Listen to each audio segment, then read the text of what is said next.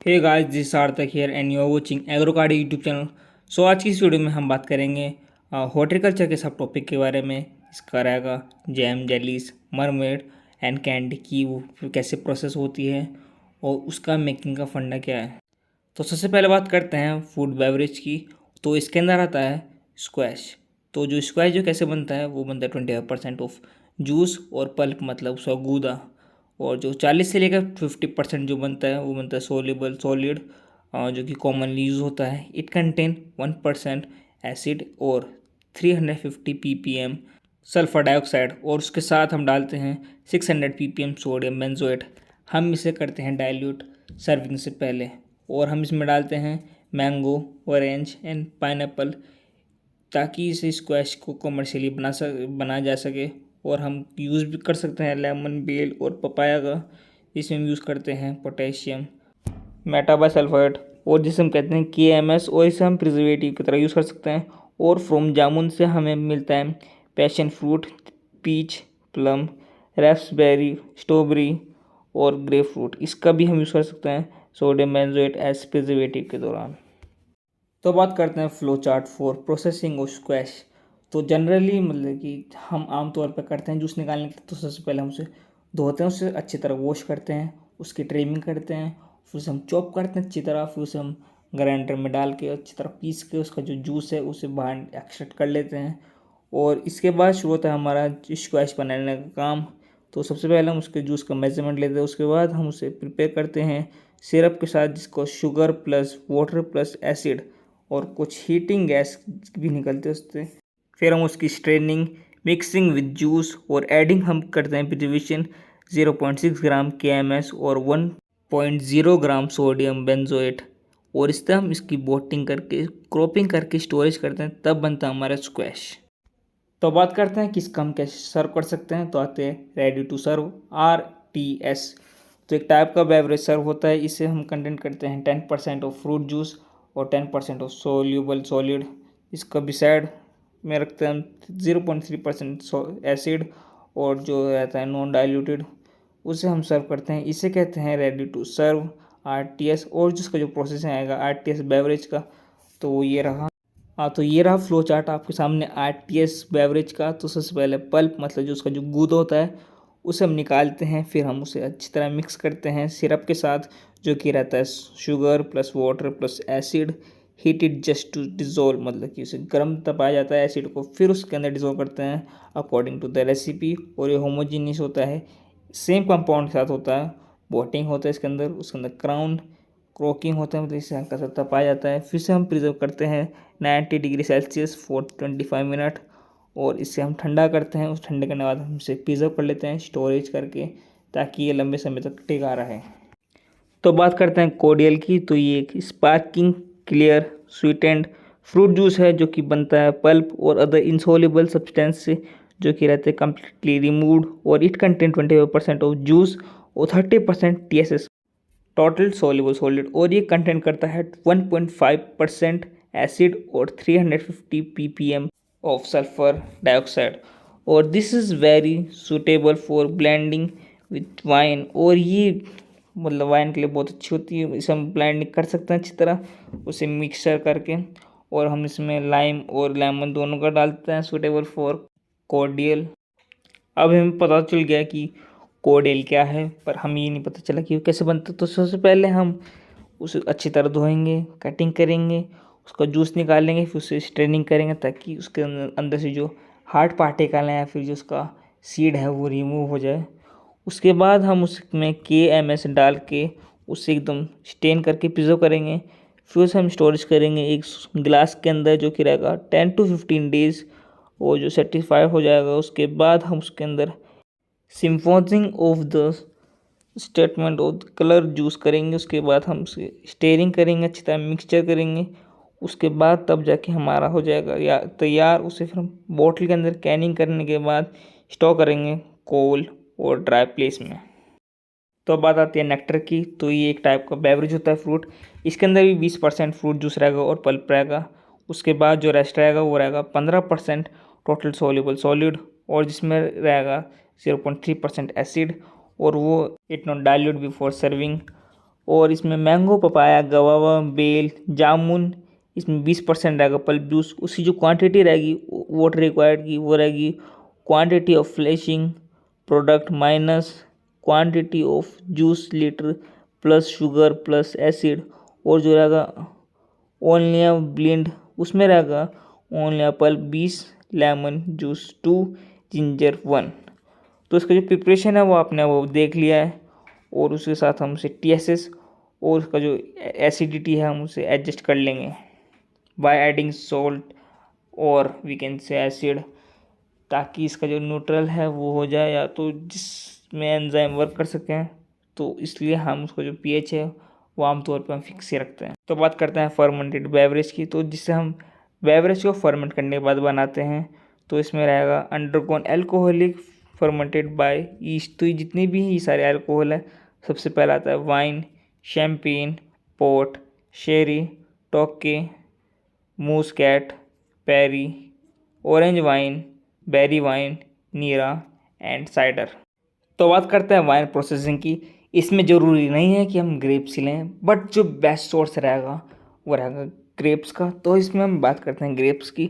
तो सबसे पहले हम उसे राइप करेंगे ग्रेप्स को, उसके बाद हम उसका रिमूव करेंगे उस स्टेम से, क्रशिंग करेंगे। उसके बाद उसको जो जूस निकलेगा उसको हम फ्रोथ करके उसे सेपरेट कर लेंगे। उसके अंदर हम शुगर डालेंगे जो कि रहेगा 20 to 24% TSS का। तो उसे हम एडजस्ट कर देंगे उसका pH up to 0.6 to 0.8% acid उसको हम एडजस्ट कर देंगे। उसमें फिर हम ऐड करेंगे प्रिजर्वेटिव जो कि रहेगा KMS। अब जो KMS जो होगा वो रहेगा 1.5 ग्राम जो कि रहेगा 10 kg ग्रेप्स पर। अब इसलिए ये कम क्यों है, क्योंकि जो एसिड है उसे हम न्यूट्रल करने के लिए हम इतना ही डालते हैं।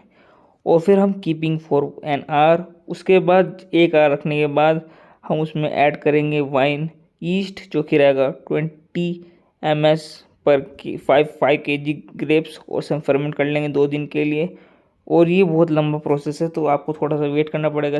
एंड उसके बाद हम इसे फिल्ट्रेशन कर लेंगे, फर्मेंट करेंगे 10 दिन के लिए, जो कि ये बहुत लंबा प्रोसेस जाएगा। रैकिंग, इसमें हम सिंपनाइजिंग करेंगे ऑफ क्लियर, इसका लिक्विड हम साफ़ कर लेंगे। उसके बाद हम इसे फाइनिंग करेंगे अच्छी तरह, हम उसे एजिंग करके मैचुरिंग करेंगे। 6 to 8 मंथ हो जाने के बाद फिर हम उसे रखेंगे प्रिजर्वेशन में जो कि रहेगा 82 degree Celsius for 2 minute only. उसका हम बोटिंग करेंगे, क्राउनिंग करेंगे। उसके बाद हम उसका पास्चराइजेशन करेंगे जो कि रहेगा 82 डिग्री सेल्सियस फॉर 20। फिर उसका हम कूलिंग करके उसे हम अच्छी तरह स्टोर कर लें ताकि वो लंबे समय तक भी चल पाए।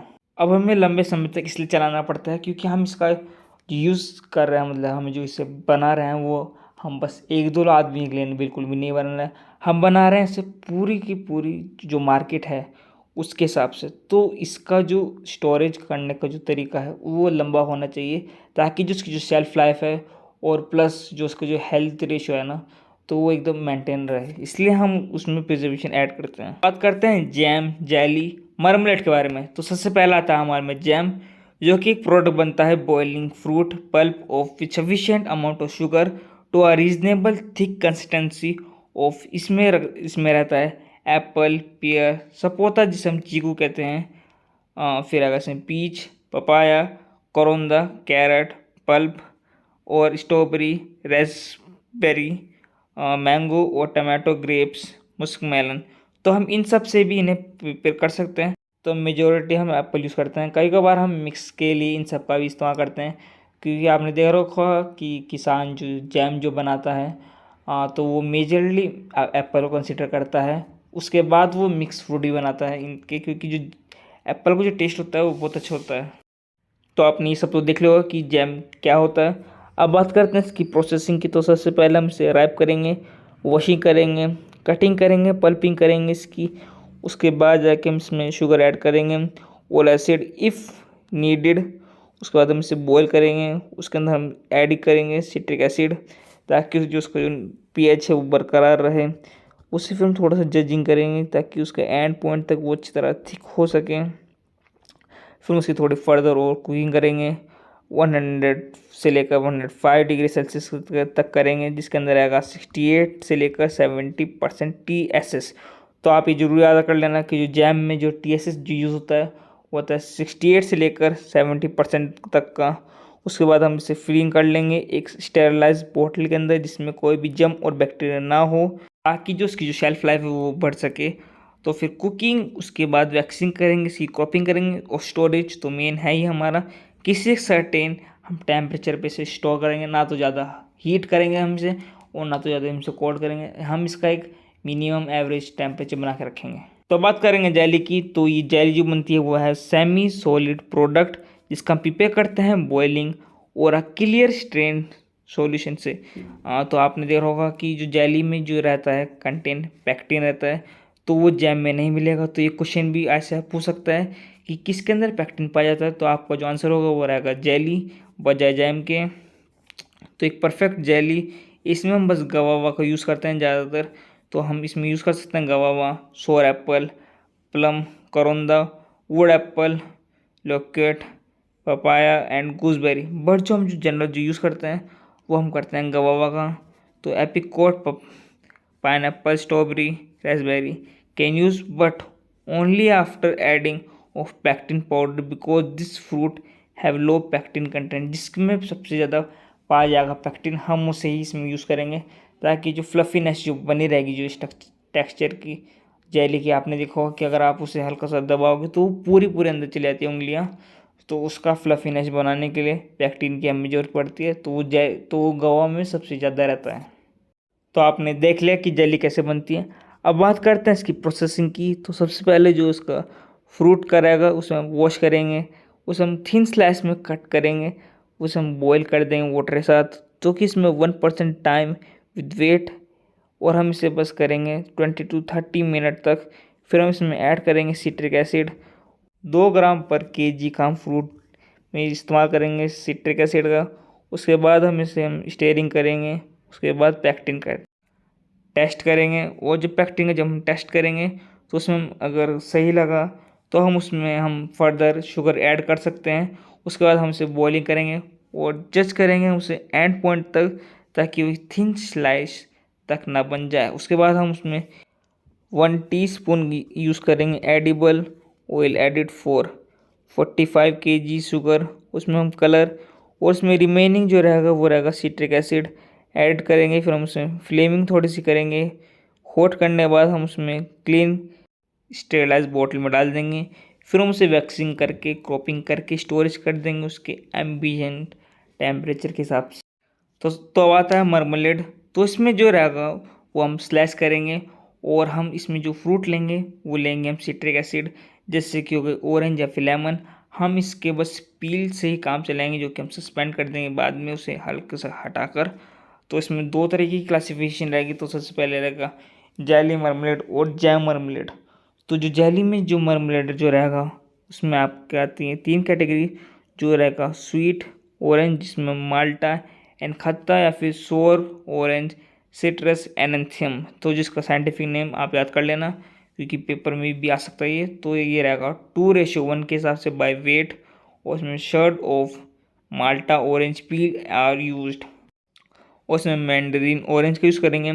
और खट्टा in ratio of 2:1 by weight, strain of Malta orange peel are used, और इसमें हम sweet orange Malta and galgal जो कि citrus limonia in the ratio of 2:1 by weight and shred of Malta orange peel are used. तो अब बात करते हैं जैम मर्मलेट के बारे में। तो जिसका जो मेथड ऑफ प्रिपरेशन जो रहेगा is practically the same as the jelly marmalade, but इसमें जो पैक्टिन का जो केस आ जाएगा वो हटका जाएगा, क्योंकि जो जेली में जो पैक्टिन हम यूज़ करते हैं वो डिफरेंट होता है। क्योंकि हम जैम में बिल्कुल भी पैक्टिन का यूज़ नहीं करते हैं। तो पैक्टिन के अलावा हम इसमें क्या यूज़ कर सकते हैं, हम इसमें करते हैं फुल जो उसका जो होल पल्प होता है, मतलब गूदा, हम उसे यूज़ करते हैं। उसके अंदर हम शुगर डालते हैं अकॉर्डिंग टू वेट।